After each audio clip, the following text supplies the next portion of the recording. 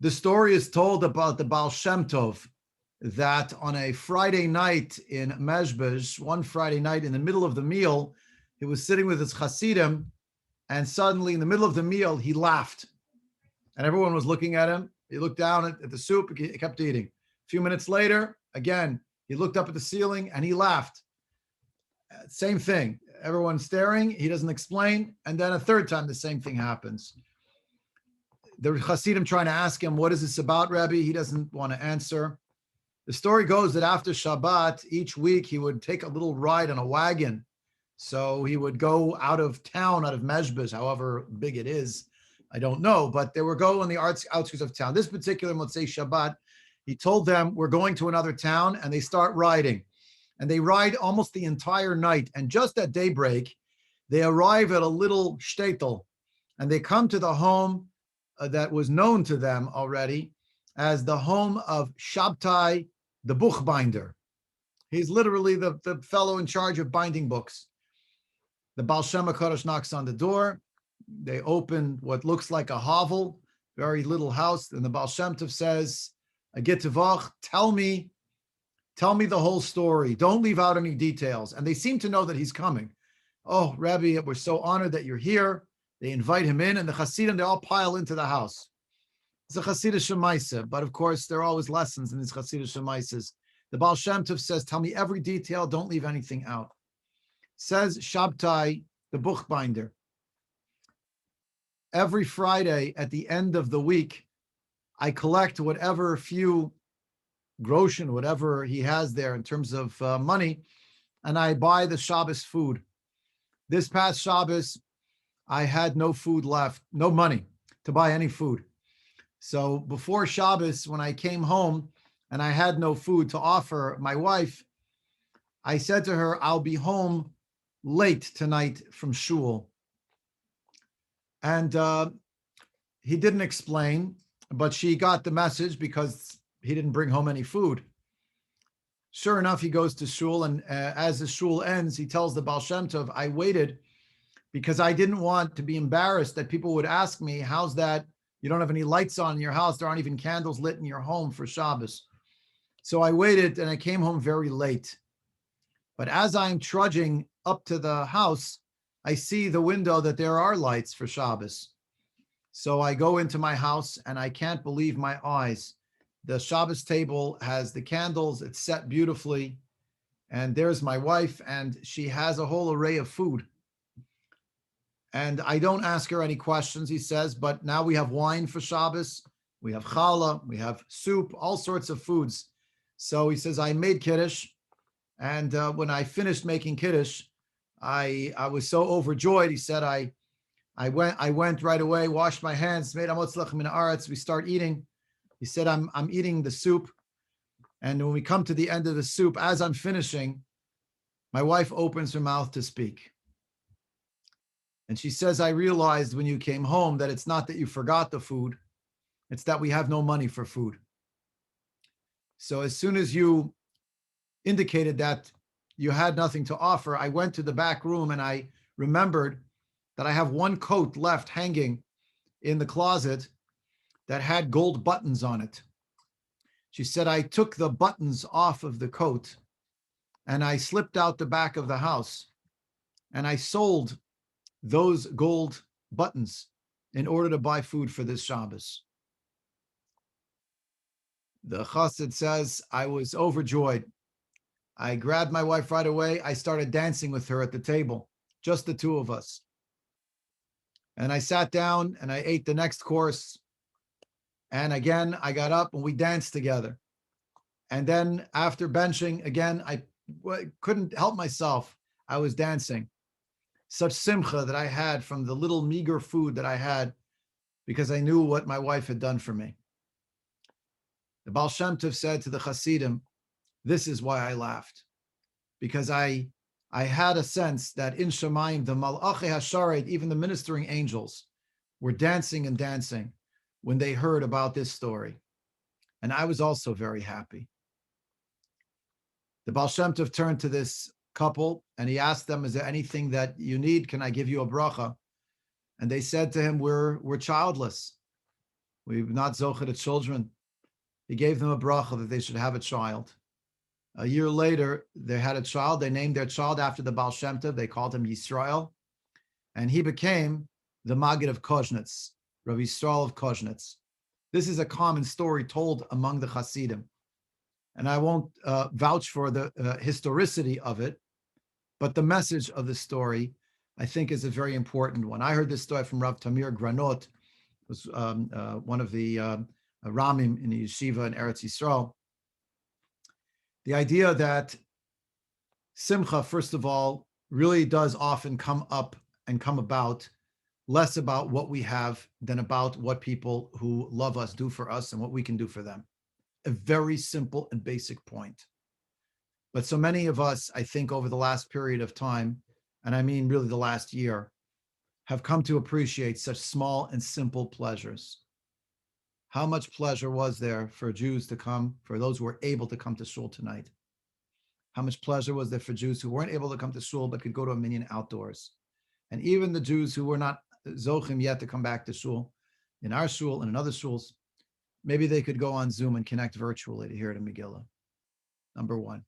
Number two, the Baal Shem Tov taught the Hasidim that it's actually possible, if you are just aware that there is Simcha happening somewhere else in the world, you can share some vicarious Simcha as well. This too has value. And instead of always looking for one's own Simcha, which is of course important, but to think that even if you know that there's a source of Simcha elsewhere, that too can become a source of joy. Let me share with you an example of a source of Agmat Nefesh, but also of joy.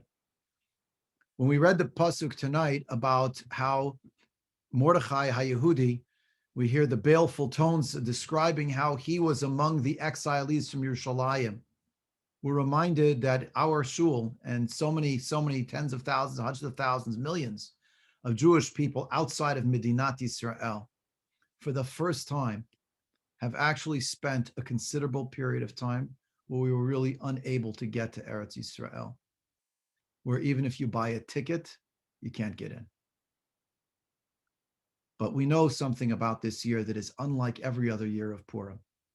It just so happened, and I don't believe in just so happens, but the way the calendar is this year, in Yerushalayim Ir HaKodesh, usually there is a split between when they read their Megillah and when they celebrate their Purim and when we celebrate our Purim, but really not so much this year. This year, every Jew, even the Jews in Yerushalayim, read the Megillah tonight and will read the Megillah tomorrow. When Purim falls out on Friday, Shushan Purim is on Shabbat, the halacha teaches that we must read the Megillah, even Yerushalayim, on Friday. And when we do that, what happens ultimately is there is an even greater sense of solidarity of Jews around the world reading the same book at the same time. The one holiday of exile where things are happening in different places at different times, we are united this year like none other. A real sense of solidarity and connection. Of the mitzvah of Purim, the mitzvah of Matanot le'Evyonim in Eretz Yisrael Yerushalayim transpires also tomorrow. The Gemara says, "Mipnei she'einayim shel aniyim nesuot el mikra Megillah." The eyes of the impoverished people are set upon the reading of the Megillah. When they hear the words read, they realize that people will have a proclivity towards wanting to help each other. And therefore they wait, and therefore the mitzvah Matanot le'Evyonim is tomorrow as well. This is the Purim called the Purim Mishulash, a three-sided Purim. The Matanot le'Evyonim connected to the Mikra Megillah on Friday, the recitation of Al Hanisim in Yerushalayim on Shabbos for Shushan Purim, the Seuda actually deferred till Sunday, and Mishloach Manot, some hold Friday, some hold Shabbat, some hold Sunday. And so there's this idea that people are performing the various mitzvot on different days. The Torah reading on Shabbat is Vayavo Amalek, and reading the Purim reading. And the idea that this year we can sense that perhaps even though we're not able, most of us, to be biyachad with our loved ones in Medinat Yisrael and Eretz Yisrael, and we are more distant this year, actually, this Purim, than we were last year, even though the geography hasn't changed, certainly the configuration has changed. And so instead, what we have is a virtual connection, a solidarity, that we're able to be together in this way. For this, we should smile. For this, we should laugh. For this, we can dance. It may not be much, but it's still at least something to consider, to think about. Earlier this week, I was on a call with Rav Yosef Tzvi Rimon. A few rabbis got together. Yosef Rimon, he is a rabbi in Israel who is the rabbi of part of one of the sections of Alon Shvut, and he's the Rosh Yeshiva at Machon Lev, and he runs all sorts of different amutot organizations, tzedakah organizations, chesed organizations. A spectacular person. He said that what he's going to convey to his congregants, and he asked us to convey to our congregants, is that it goes by the numbers. Mishloach manot is accomplished by giving the food items to one person. Matanot le'evyonim, in the plural, is accomplished by giving the gifts to two impoverished people. And he's asking, and I'm asking, that this year on Purim, every Jew should find 3 other Jews to call on the phone and say, how are you? To look in after them. We learned this, I think, from the Megillah. The Megillah says about Mordechai that each and every day he could be seen outside the palace. Uv'chol yom vayom Mordechai mitalech lifnei chatzar beit hanashim ladat et shlom Esther ma ye'aseh ba. Every single day Mordechai is walking outside of the place where the women are kept in Achashverosh's harem to know what's going on with Esther. He's interested in her welfare. Ladat et shlom Esther ma ye'aseh ba. What's going to transpire with her? Says the Sfat Emet. This idea teaches us that Mordechai was an individual with a great sense of a steadfast, I would say, commitment to his family. Mordechai tzadik halach b'chol yom v'yom. Every day he went, lirot shloma bavuki haiti yatoma. He understood that she was an orphan and he was all that she had in the world. And he did this, if you look at the Megillah, just the Pshat, for between 4 and 5 years. The Megillah says that it was actually the 7th year of Achashverosh's reign that she was swept up in this draft, in this compelled beauty contest, where these people were taken by soldiers, mind you, to be become part of the retinue, maybe, of Achashverosh, and if not, just to live an imprisoned life. And then the story that we read about, the drama involving Haman and Achashverosh and Mordechai, the whole drama is in year 12. It says so in the Megillah. So the Sfat Emet says for 4 and 5 years, every single day, Mordechai was sure to walk outside. He understood that to walk outside means maybe they won't even communicate, but maybe she'll glimpse from the window that he's looking in and wondering about her. And maybe that will be some measure of reassurance. And therefore, the exact polar opposite is Haman. Uve'omram elav yom v'yom, when they would tell him each and every day that Mordechai is not bowing down, that was infuriating to Haman. Says the Sfat Emet, how did Mordechai countervail the sense of rage of a Haman? How did he actually figure out how to undermine and to overcome the enemy of the Jewish people? He went each and every day to look in after Esther. Says the Sfat Emet, it's not just that Mordechai wouldn't bow to Haman. Haman was infuriated that one Jew cared for another Jew. Infuriated that a Jew was always thinking about someone else who may be, for the time being, physically beyond reach, but actually was close in terms of an emotional connection. As we are now celebrating here in Chutz La'aretz, it's the beginning of Purim Mishulash, the three-sided, the three-dimensional Purim that's taking place in Eretz Yisrael. And let's hope that we have our own 3 dimensions here in Skokie and around the world. We'll daven that we should have Purim in safety and not in sickness. We should have it with a sense of solidarity and not with sinna. We should have it with a sense of simcha and not with cynicism.